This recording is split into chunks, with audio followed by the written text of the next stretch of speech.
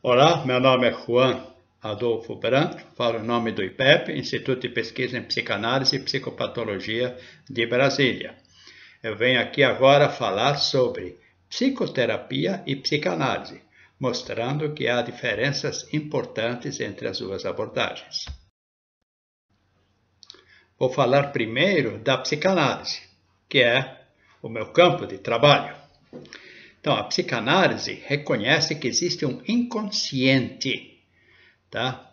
Um inconsciente que está na base de todo o sistema psíquico e que existem repressões importantes que fazem com que o sujeito contenha o que está no inconsciente, porque é intolerável nas lides da vida. Então, nós na civilização ocidental, somos reprimidos justamente para que possamos viver na civilização. Porque se tudo que está aqui no inconsciente conseguisse se manifestar, nós não seríamos aceitos nem conseguiríamos viver no ambiente social.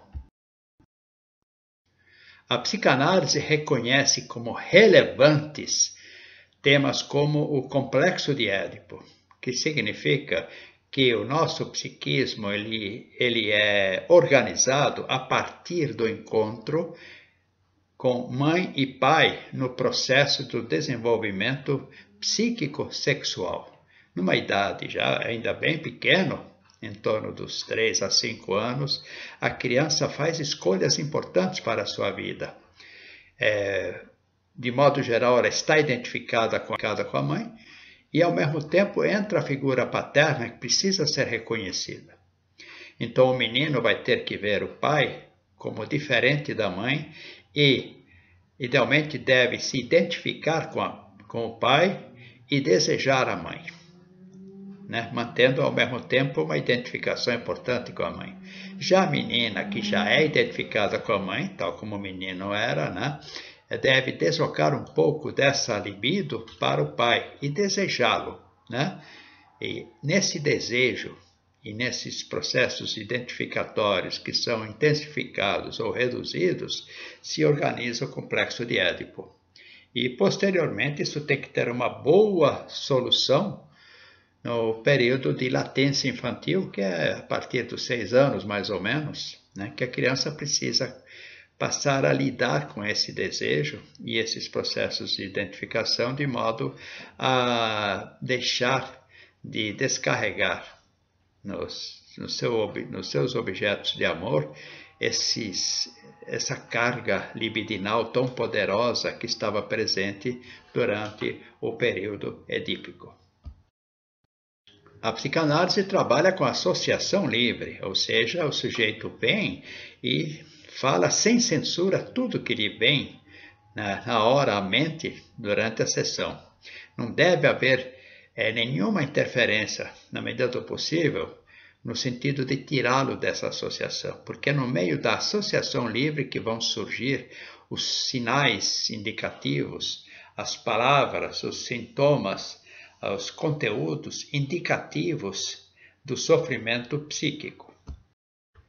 E a atuação do psicanalista está voltada para buscar junto ao seu cliente, ou seu paciente, sentido para aquilo que até então tinha um sentido indevido, uma ilusão ou uma falta de sentido.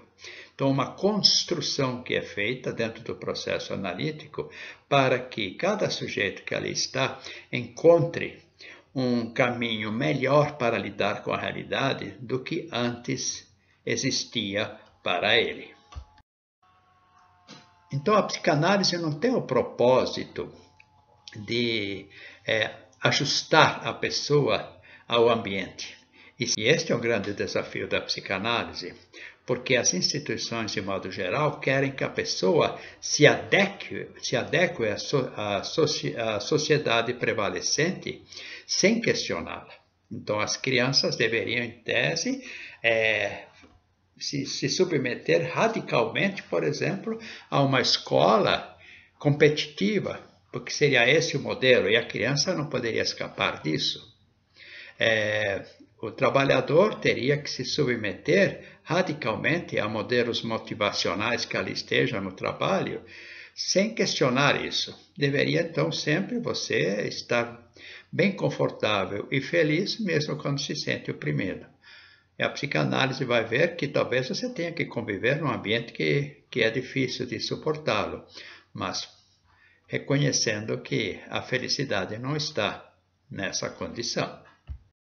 Vamos falar agora de psicoterapia. A psicoterapia não leva em consideração todo esse desejo que a psicanálise reconhece no paciente. A psicoterapia vai pensar que vai haver benefício no paciente se ele se adequa ao ambiente. Então, se a criança se subordina à escola radicalmente, se subordina aos pais radicalmente e se subordina à sociedade, sem questionar e ainda dizendo a essa pessoa que ela será feliz seguindo o modelo. A psicanálise diz, olha, o modelo está aí. É esperado que você o siga, mas você é livre para dizer se você gosta ou não gosta e conviver com aquilo que te é colocado, mas de um modo que você reconheça onde está o seu desejo. E com o direito até de questionar isso tudo, de um modo saudável. Mas a psicoterapia não vai pensar desse modo, ela vai pensar que você só estará bem se você estiver adequado ao ambiente. Ora, limita o desejo do sujeito, essas formas que são desenvolvidas, essas técnicas e métodos que são defendidos em psicoterapia. Ou quando te colocam exercícios para realizar, porque repetindo os exercícios você aprenderá uma norma, por exemplo. Então aí a psicoterapia se torna pedagógica. Ora, a psicanálise não poderá ser pedagógica. Aí é justamente um ponto interessante para a gente pensar, que sempre que a pedagogia se mete a dar palpite em psicologia, ela comete erros terríveis, porque vai ser uma psicologia pedagógica. E sempre que a psicologia se socorre da psicanálise, reconhecendo o desejo do sujeito, a psicologia se afasta do modelo pedagógico e entra no âmbito do desejo. E o desejo é o grande sustentáculo do movimento da pessoa no mundo. E a repressão ao desejo, embora importante para viver em civilização, precisa receber sentido e formas de escoamento que tornem a vida interessante. E essas formas de escoamento, além da sexualidade, são as formas sublimatórias.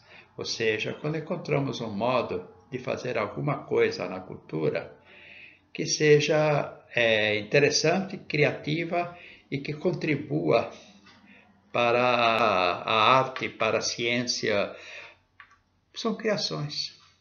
Isto é sublimação. Agora, se ficamos nos submetendo, somente repetindo coisas e não saindo de lugares repetitivos, sublimamos pouco e sofremos bastante. Obrigado, era isso que eu tinha por hoje. Até a próxima.